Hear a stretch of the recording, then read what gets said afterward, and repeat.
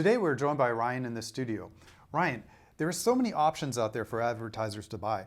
How can we make this process simpler or easier for them to understand? Yeah, good question. I mean, the fact of the matter is this. People do not buy what they do not understand. And just think through that. It's so important. Advertisers are people too, okay? They do not buy what they do not understand. Humans don't do that. So what I try to do, because most media companies have these gorgeous, elaborate media kits, and it's not that media kits aren't important. They are. But what I try to do for salespeople is break it down into 3 simple, single sales sheets or one sheets. So I would like to show you some examples of those. Sure. So as an example, the first of the 3 sheets that I take on any sales call, whether I'm in person or I'm sending this via email, is what I refer to as my data sheet. And the data sheet is highly visual. 86% of people are visual learners. I want to show what my readers look like. You'll notice that what I have here is that I've got basically right here in the center, I only have 10 pieces of information. And Heiko, honestly, that's probably a lot. It's important to note that each data sheet is different because you're going to present different data to plumbers as opposed to doctors, as opposed to lawyers. Now, I'm not saying you should print 50,000 of these. This is something that you can run off on your laser printer, create a PDF file of. What I want to do is make this simple. Simple. These are our readers. And I want to make it visual and I want to make it easy. That's my first sheet. And what I'm going to do is I'm going to present that in person, or if you're my advertiser on the other side of the phone, I would say, Heiko, are you in front of your computer? And you would probably say, Sure. okay, can I send you something? Absolutely. Perfect, and I send it through. Very often, salespeople, what they'll do is they'll have a sales call, and at the end of the sales call, they'll say, oh, great, Heiko, thanks for the time. I'll send you some follow-up. You don't want to do that because do you actually think that an advertiser is going to sit there, come on, send me that information? Absolutely No, not. it's not going to happen. They're going to move on. So that's my first sheet.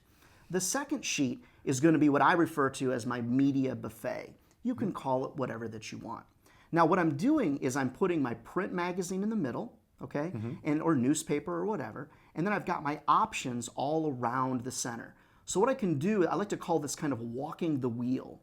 And with the advertiser, I'm going to go through each component. We have online. What does it mean? We have e-newsletters. What does it mean? We have contests. What does it mean? And we'll kind of walk this wheel. Again, we want to show them visually, what this looks like. Okay, but what about pricing? I don't see any prices there. Good question. Yeah, good question.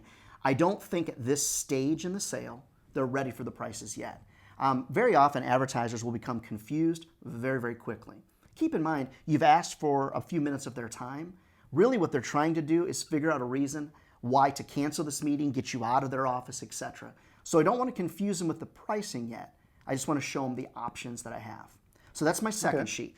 The third sheet that I typically would show them then is my pricing grid.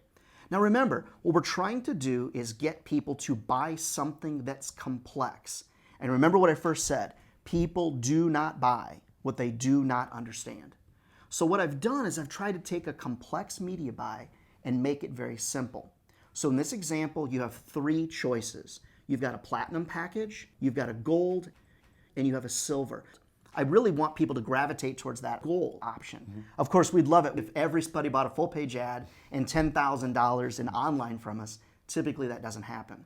So you'll notice here at the top, I've got print, I've got my digital edition, some social media mentions, maybe a YouTube video, inclusion in an e-newsletter, and maybe we're going to write a blog about them. It's very childlike. Everyone says, oh, Ryan, that's so simple. It's so childlike. Yes, that's the approach that we want.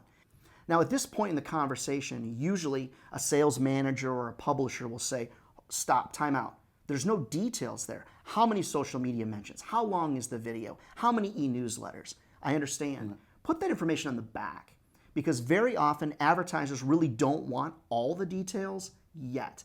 Get them excited about the idea, then you can get them lost in the details. But get them excited about the idea first. Salespeople tend to confuse advertisers when talking about multimedia options. So we really want to keep it simple and understand people do not buy what they do not understand.